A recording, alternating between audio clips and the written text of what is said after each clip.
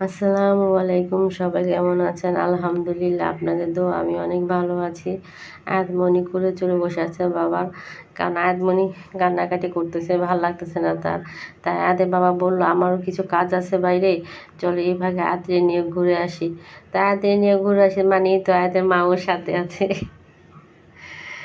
আয়াতের উপলক্ষে আমার একটু ঘোরা হলো আর কি। তাই আমরা বাসার নিচেও চলে আসলাম।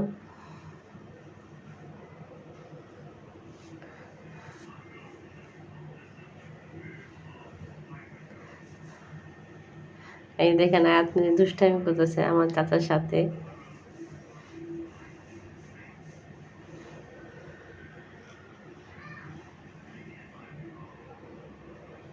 আমরা রিক্সার জন্য দাঁড়িয়ে পড়লাম। একটা রিক্সা যদি পাওয়া যায় তাহলে ভালো হবে, কারণ আমাদের বক্সিবাজার এই মোড়টার ভিতরে রাতে হলে নীরব হয়ে যায় এই সাইডটা, কিন্তু এই সাইডটা কিন্তু উত্তরটা ঢাল। এই সাইডে কেউ বলতেই পারবেন না নীরবতা কী জিনিস, এত জমজমাট।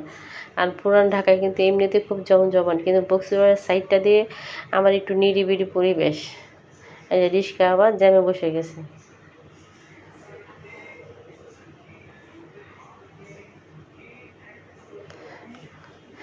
রাতের আলোতে আলোকিত, রাতের আলো আলোকিত বলতে বাতির আলোকিত, কারণ সূর্য নেই। রাতের আলো, বাতির আলোতে বোঝা যাচ্ছে যে আলো পুরোপুরি বেশ ভালোই আছে এই রোডে। দুই পাশে বিভিন্ন ধরনের পশরা নিয়ে বসে আছে।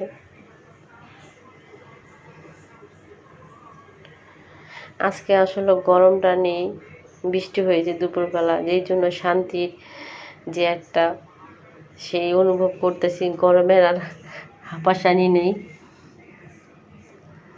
আদে বাবা চলে আসলো, রিক্সা ভাড়া দিতেছে।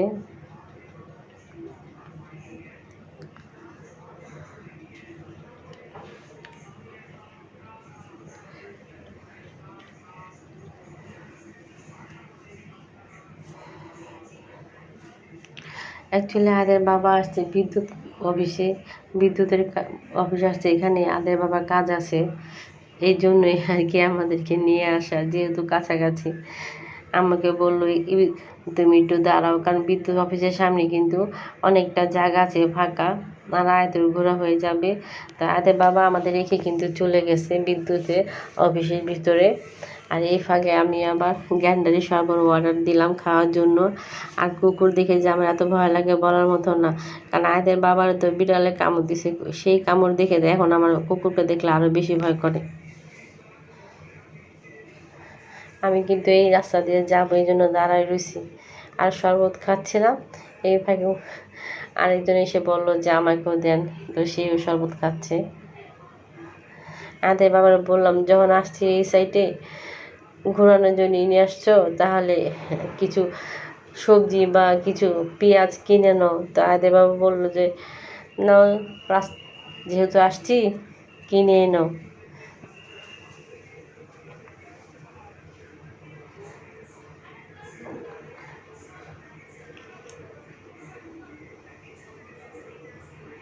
আমাদের মোটামুটি কেনা শেষ, এখন ব্যাগে ভরে দিতেছে।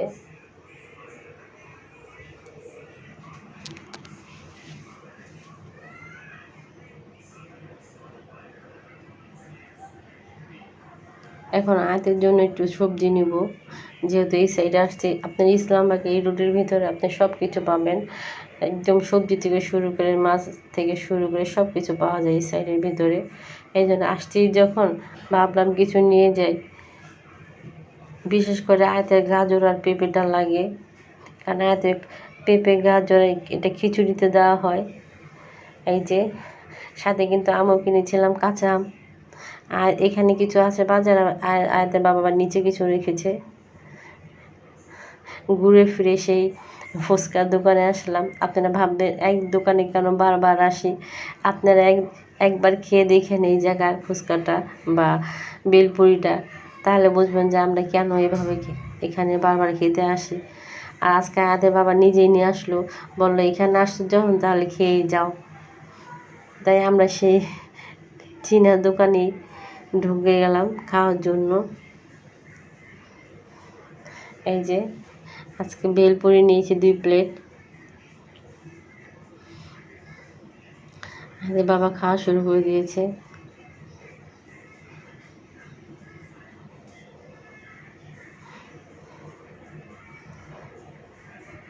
এখন আমিও খাবো, কারণ আমারও পানি পড়তেছে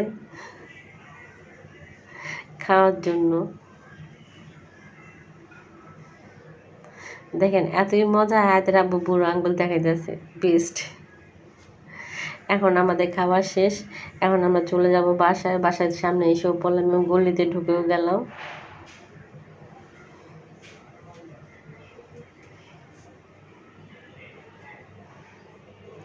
দেখেন আমাদের গলি কিন্তু খুবই নিরিবিলি গলি, ঠান্ডা পরিবেশ আমাদের এই গলিতে। হাতে বাবা রিক্সা ভাড়া দিতেছে। হ্যাঁ, রিক্সাওয়ালা ভাই আমার দিকে বারবার তাকাইতেছে, কারণ আমি মোবাইল দিয়ে ভিডিও করতেছি বলে সে আমার দিকে ফলো করতেছে। কি ব্যাপার? আদের বাবা কিন্তু এখন আমাকে রেখে আবার চলে গেছে। এখন আয়াত আর আমি এখানে দাঁড়া রয়েছি, বাসার উপরে উঠবো।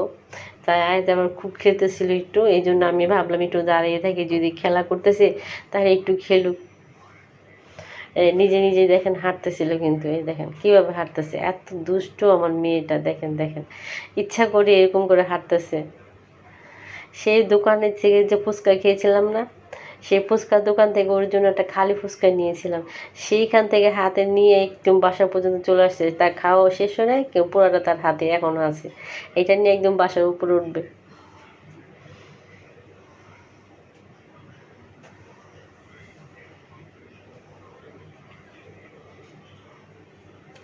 আমিও দেখতেছি যে আয়াত কি করে।